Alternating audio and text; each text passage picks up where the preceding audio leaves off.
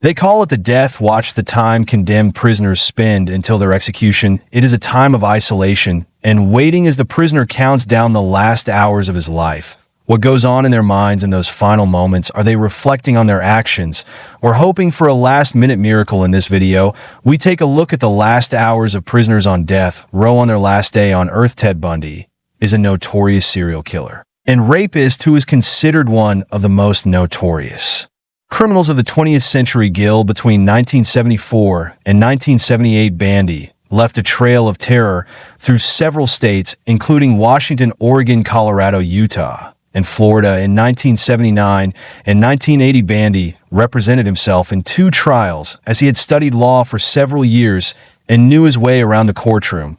Well, despite the overwhelming evidence against him, he always remained calm, confident, and indifferent. During cross-examination at the end of 1979, he received 2 death sentences, but that was not the end.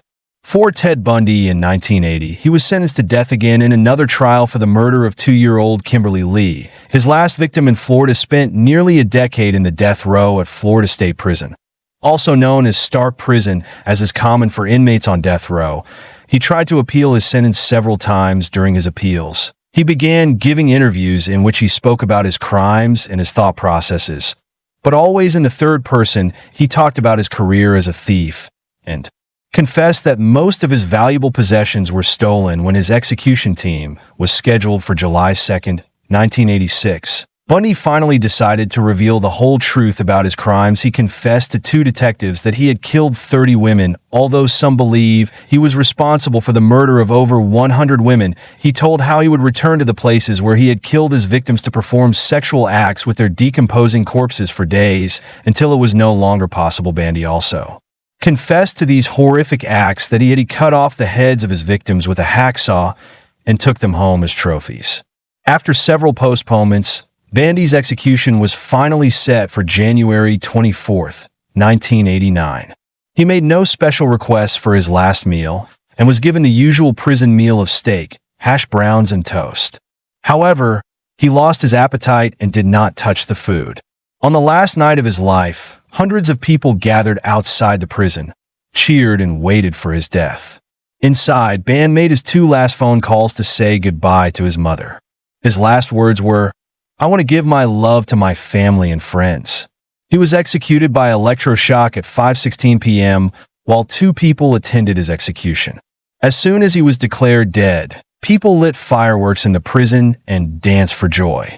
After the execution, Bundy's body was taken to the morgue for an autopsy. His brain was removed and handed over to scientists who examined it for possible abnormalities that could explain his terrible actions. Finally, at Bundy's own request, his body was buried, cremated, and his ashes scattered in the Cascade Mountains in Washington, the same place where he had disposed of some of his victims. Inez was a girl who was abandoned by her underage mother and raised by her grandparents at the age of 11.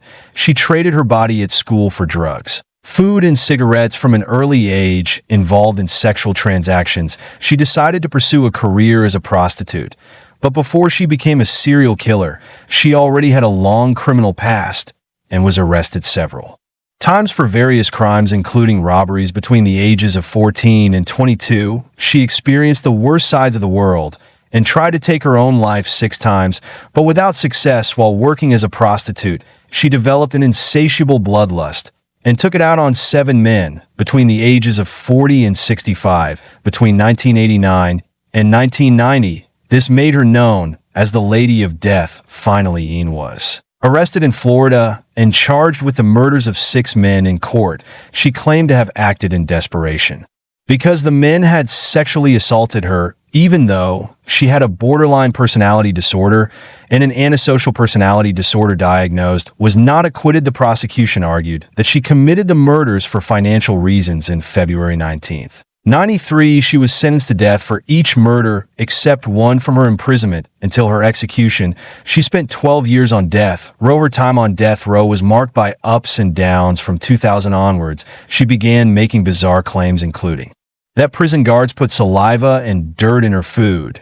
She claimed prison officials would do anything to drive her to prison before the execution could be carried out. She complained about a long list of things, including low water pressure mold on her mattress-tied handcuffs, and much more. These constant complaints may have been an attempt to improve her prison conditions or to obtain a pardon, but to no avail in the weeks before her execution. She gave several interviews in which she spoke of her tortured soul and complained about how the media portrayed her as a monster and a cold-blooded murderer depicted on October 9th.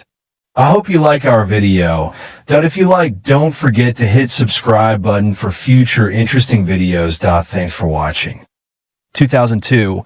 Ian was executed by lethal injection for her last meal. She only asked for a cup of coffee. Her last words were, "Yes, I just want to say I'm sailing with the Rock, and I'll be back like on Independence Day with Jesus on June 6th, like in a movie. The big mothership, and everything I'll be back.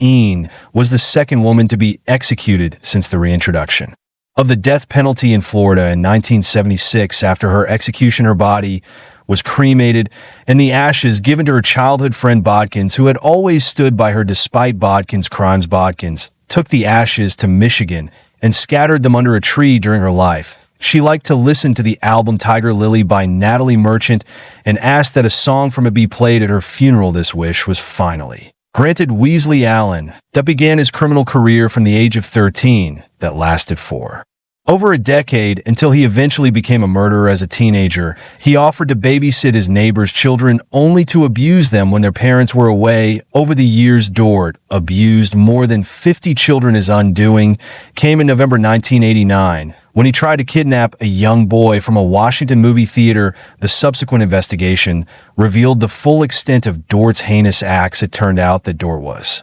responsible for the murders of 3 young boys in Vancouver that same year. During a 3-day investigation, Dort finally confessed to the murders. With his confession, investigators obtained a search warrant for his house, which led to shocking discoveries. Police discovered newspaper clippings about his crimes in a scrapbook, a suitcase containing his victims' underwear, and a photo album with pictures of the various children he had abused. The most shocking discovery, however, was his diary, in which he described in detail all the murders and planned more. Committing with this new evidence, he was charged with multiple counts of first-degree murder and attempted murder. He pleaded guilty and was sentenced to death in 1990. After being convicted, he was given the choice between lethal injection and hanging, and chose hanging, as this was the method he had used to kill his last victim. He made no effort to appeal his verdict or sentence. On the contrary, he claimed the world would be better off if he was executed, as he could not be rehabilitated. He even stated that if he had the opportunity, he would continue to abuse and kill children and enjoy every minute of it. These statements revealed the true, incorrigible character of theirs and caused horror in many people. It seemed as if he only wanted to avoid his own execution with his shocking confessions. While he was awaiting his execution, DT used the time to warn of the dangers of pedophilia. He gave interviews, appeared on TV shows, and spoke to anyone who would listen. At the same time, he continued to call for his own execution. There even wrote a self-defense book for children by giving tips on how to protect themselves from men like him. Weasley DT was finally executed by hanging on January 5th, 1993 for his last meal. He requested fried salmon and fried potatoes. The execution took place in an indoor gym in the Washington State Penitentiary in Walla Walla City and was watched by local and regional officials, members of the victims' families, and prison staff. Dort's last words were, "I was once asked if there was a way to stop sex offenders. I said no. I was wrong. There is hope and peace. I have found both. Lord Jesus Christ, seek the Lord, and you will find peace." Dort was the first person in the USA in over 30 years to be executed by hanging. As soon as the executioner pulled the lever, Dort's life was over in a matter of seconds. I hope you like our video. If you like, don't forget to hit subscribe button for future interesting videos. Thanks for watching.